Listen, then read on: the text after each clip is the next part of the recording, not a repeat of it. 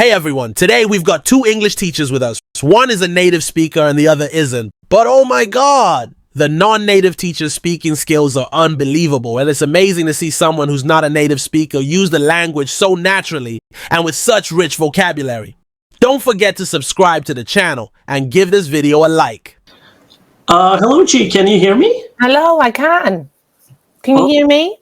Yes, I can hear you very Wonderful. Hello, hi. Hi. How is your day coming along? Very good, thank you. How is yours?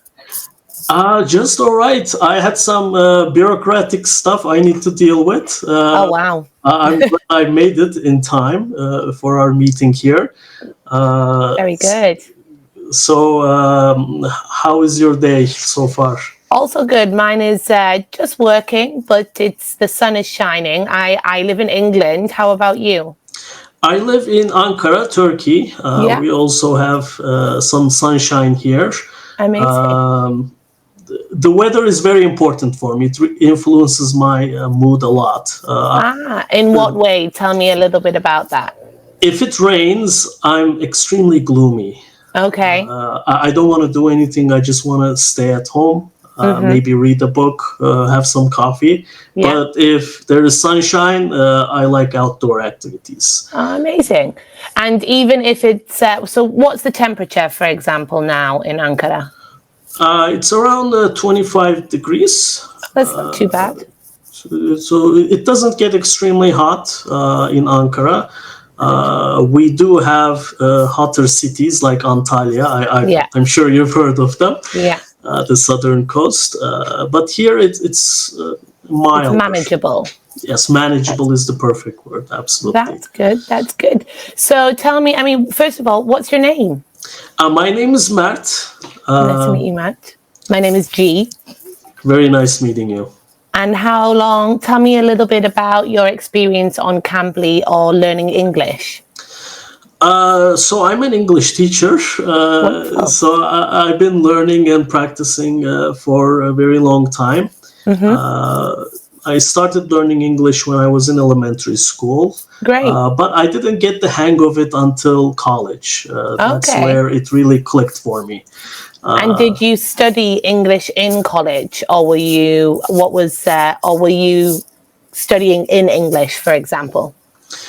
So I went to an all-English school, Bilkent University, but I also studied in the American Literature department. So it was all about English. My professors were mostly American, Canadian. Amazing. So that's where I really faced English, let's say. Yeah. And now as a teacher, so what ages are you teaching, for example? I mostly work with adults, especially those who are taking examinations such as the IELTS, the TOEFL, GRE, SAT. Great. And do you enjoy teaching adults more than children or teenagers, for example? I think teaching, children is very rewarding, but it's very challenging because most of the time you have other factors you need to consider in terms of pedagogy. So I prefer working with adults, and the examination gives me focus. I know what band scores they need to achieve. With children, it's more difficult to track their progress. Yeah, that's good. Excellent. And do you work online or do you do face-to-face? I only do online professionally, but I also organize speaking clubs. But they're not official. It's just having some coffee and talking to people. So tell me a little bit. I've heard about kind of different speaking clubs, not just in Turkey, but other countries also have a similar kind of structure and idea. Tell me a little bit about your speaking clubs that you do. So basically, we get together in a cafe setting. We have some coffee. I ask, how was your day coming along? What did you do last weekend? We get to know each other. We get to know our personal interests. And I usually bring people who have no idea who each other are. So they're complete strangers. Great. So we have some very interesting conversations, conflicts. It's a lot of fun. It takes about 2 hours, and then people get tired, of course, and the cafe residents, they become suspicious of these people who are talking in English. So then we leave eventually. Okay, that's great though. Do you find, I have a question because I have a lot of Turkish students on Cambly. Do you find that they feel, as adults, feel comfortable talking in English to each other? They feel more comfortable compared to talking to a teacher because of our education system. It's very hierarchical.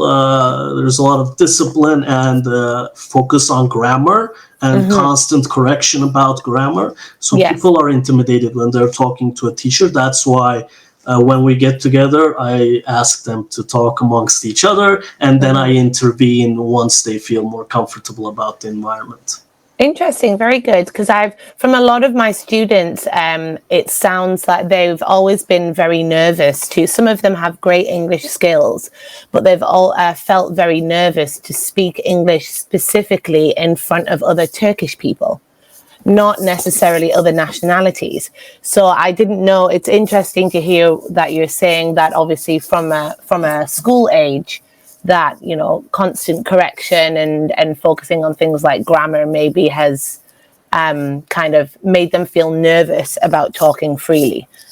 Yes, absolutely. I mean, even my current performance right now is not as great when I'm talking to students. Right now, I'm a little bit intimidated because Cambly is an education setting, Europe, right? So I'm a little bit intimidated. It's just 15 years of Turkish education. That's what it does to you. Yeah, that's what I mean. It's very interesting to see how that kind of plays into, you know, how you use a language in the future. So yeah, that's very interesting to hear. So do you use Cambly on a regular basis? No, not really. I use it more for recreational. Just to and keep myself fresh in terms of my English, because once you talk to students all the time, sometimes you slip up in terms of performance. So every now and then I try to go for a Cambly lesson to keep myself sharp. Yeah, and you get to meet also different people and listen to different accents and things like that. So I think that's really useful. Yes, absolutely. What do you find the most enjoyable about being an English teacher or being a teacher, full stop? I think especially teaching in the modern times, you're kind of a life coach. So they're not only asking advice and input about their language skills, but also what they should do with their careers. And since English permeates all of those, right? Most of them need English to advance in their careers or move to another country. So I sometimes feel like a life coach. And because since we do conversational English, the topics are very personal. So we connect on a different level compared to a standard course. So that's very rewarding. Whenever I receive their news, it feels like I'm the one succeeding. Yeah, I agree. What is it called? Vicariously? Yeah, it's like vicariously through them. That's great, though. That's great. I agree. I've noticed that I used to teach children. I used to be a school teacher, and then when I moved to Cambly, I moved on to the adult platform. And it's exactly what you said. Obviously, a lot of them are making big changes in their life and using English to do that. So it's an exciting time. Do you feel like in Turkey, as years go on, it's more and more important for people to speak English to be successful in their careers? Yes, absolutely. Our country has become very export-oriented over the last couple of decades. So all companies in Turkey, the serious ones, they need to communicate in English. So it has become a prerequisite for pretty much every well-paying white-collar job. Okay. And also interest in moving abroad has become very popular nowadays. It's a negative development, of course, for human capital, but it is what it is. So nowadays, I'm getting many more requests than I got 5 years ago compared to English. That's great. So how do you promote your business? Is it word of mouth, or do you have a page, or how have you developed kind of the clientele that you have now? So far, it's completely word of mouth. I don't That's really great. believe in a lot of the digital marketing schemes. I would rather spend my capital in more personal ways. Yeah. But right now, I am considering, going on social media and that kind of stuff. But so far, I have been reluctant, let's say. That's fine. But you found that it's been good, like students have told other students, and it's worked well for you that way? Yeah, definitely, because they know what to expect. When you do digital marketing, your conversion rates are extremely low because they have an idea about what your classes look like, and then they ask, you talk to them, and they say, this is not for me.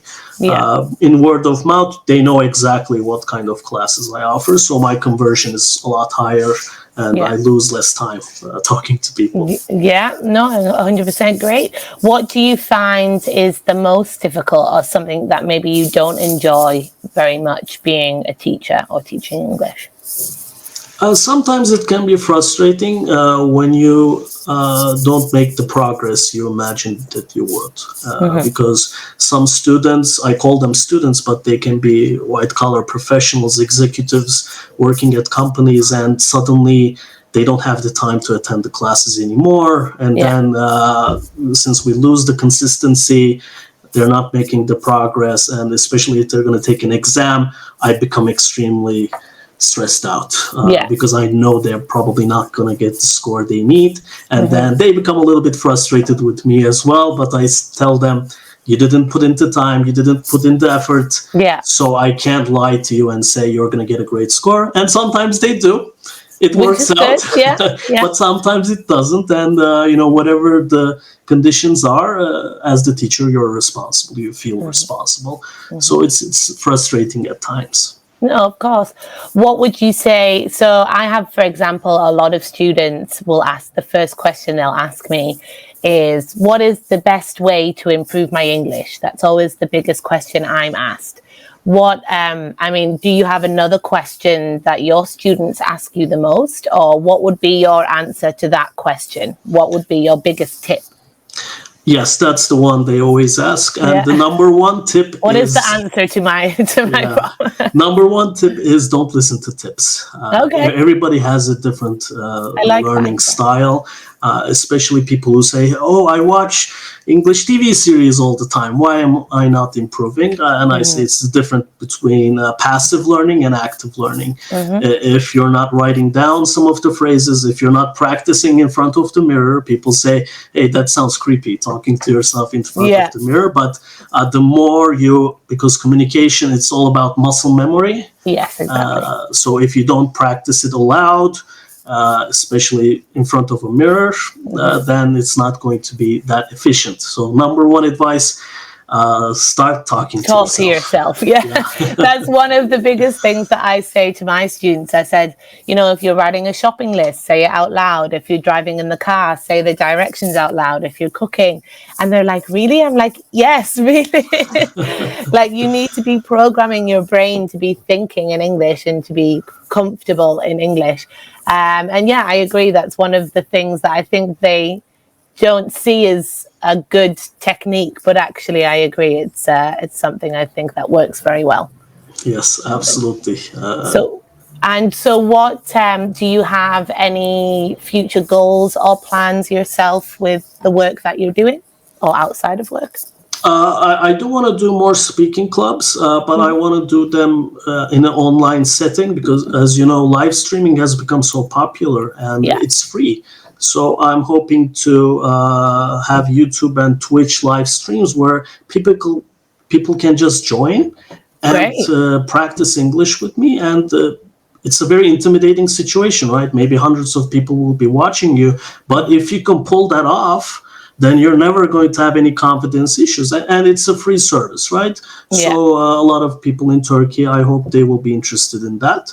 But it's That'd be still very a little bit down the road, so I'm still focused on my Yeah, but professional it's situation. good. It's good to see what's developing and how things are developing and take advantage of that. Oh, we're almost out of time, but it was a real pleasure to speak to you, and good luck with everything that you're doing.